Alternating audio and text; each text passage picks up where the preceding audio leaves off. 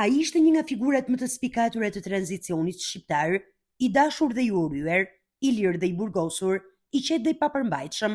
Fatos Nano, një njeri që la gjurmë të pashlyeshme në politikën shqiptare, u nda nga jeta në moshën 73 vjeçare, duke lënë pas një trashëgimi të pasur debati, reflektimi dhe historie. Fatos Nano ka lindur më 19 shtator 1952 në Tiranë, në një familje që ishte pjesë e elitës së regjimit komunist. I biri i Thanas dhe Marie Nanos, ai ishte djali i vetëm mes tre motrave, Sashenka, Violca dhe Mimoza.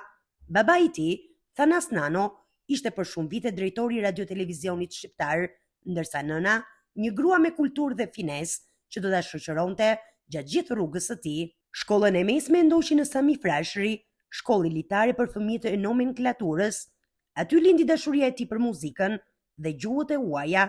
Në vitin e dytë të gjimnazit, formoi një grup roku që këndonte këngët e Beatlesave, një akt rebelimi në Shqipërinë e mbyllur të asaj kohe. Fliste 5 gjuhë të huaja: anglisht, frëngjisht, italisht, rusisht dhe serbo-kroatisht.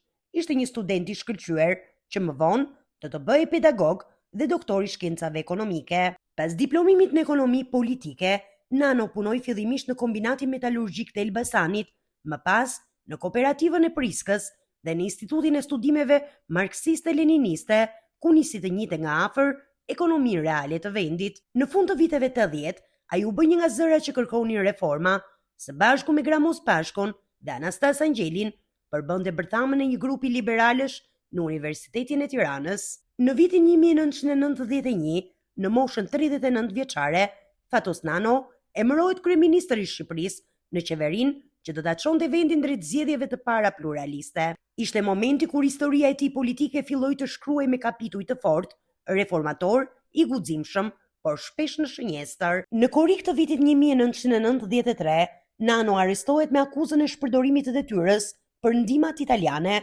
u dënua me 12 vjet burg, kaloi më shumë se 1350 ditë pas hekurave mes burgut të Tiranës dhe atij të sigurisë së lartë në Bënç të Tepelenës. Ishte koha e tij më e errët, por dhe ajo që e forcoi më shumë. Në burg ai shkruante, lexonte, debatonte dhe ruante batutën e tij të hidhur. Nano, si dhe si burgaxhi i rregjur, kujtonte një nga të dënuarit e tjerë. Në vitin 1997, gjatë razirave në jug, ai u lirua dhe u rikthye sërish në krye të Partisë Socialiste, si simboli qëndresës dhe i rigjallërimit të së majtës. 4 herë në krye të qeverisë, Fatos Nano drejtoi vendin në periudha kyçe, nga tranzicioni i parë demokratik deri te stabilizimi pas 1997-s. Në vitin 2002, ai u rikthye në krye të qeverisë për herë të fundit, duke qëndruar deri në vitin 2005. Ishte një kryeministër i veçantë që pinte cigare në konferenca, këndonte me gazetarët dhe sfidonte tabut, e quajtën bohemin e politikës shqiptare. Nano njihej për marrëdhëniet e tij me lider botëror. Në vitin 2004, takimi i tij me presidentin amerikan George W. Bush në shtëpinë e bardhë u bë simboli i afrimit të Shqipërisë me SBA-n. Vet Bush e theu protokollin për ta mbajtur më gjatë në takim, i impresionuar nga batutat e tij. Por jeta e tij nuk ishte vetëm politik. U martua për herë të parë me Regina Fatollin, me të cilën kishte 2 fëmijë, Sokolin dhe Edën. Pas 27 vitesh martesë, çifti u nda në vitin 2001. Në të njëjtin vit, Nano u martua me Joanën, një vajzë 21 vite më e re, në një ceremoni mallështore në Kishën Ortodokse të Tiranës. Ishte një marrëdhënie që shkaktoi shumë zhurmë, por që tregoi se Nano nuk njihte tabu, as në politik, as në dashuri. Nano njihet si politikani që themeloi institucionin e dorëheqjes në Shqipëri. Ai dha dorëheqjen 5 herë, 3 herë si kryeministër dhe 2 herë si kryetar i Partisë Socialiste.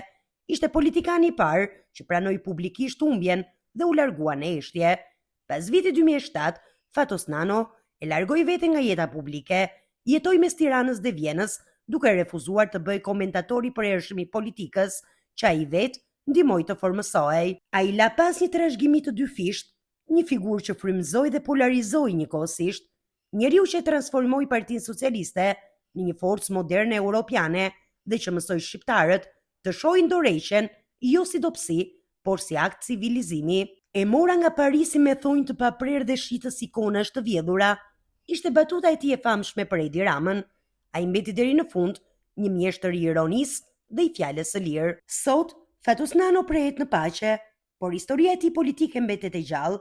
Ai nuk ishte një shrënjtor, por një njeri me të gjitha dritat dhe jetë e tij. Sot, Fatos Nano prehet në paqe, por historia e tij politike mbetet gjallë.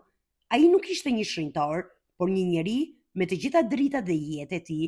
Ndoshta për këtë arsye, mbetet një nga figurat më njerëzore që ka njohur politika shqiptare. Fatos Nano, një jetë mes idealit, rebelimit dhe ironisë.